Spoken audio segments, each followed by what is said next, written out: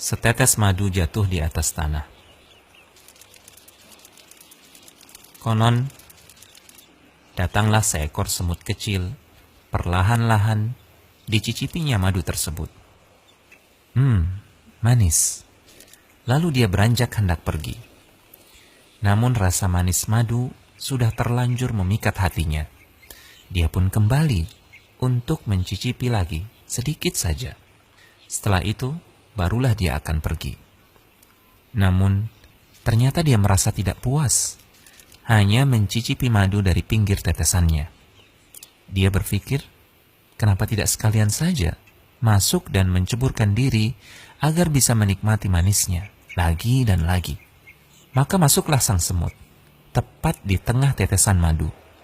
Ternyata, badan mungilnya malah tenggelam penuh madu. Kakinya lengket dengan tanah.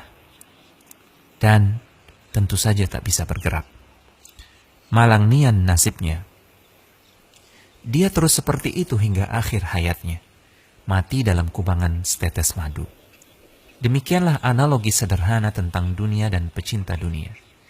Sebagaimana diperumpamakan dalam sebuah pepatah Arab, tidaklah kenikmatan dunia berarti apa-apa, melainkan bagai setetes besar madu.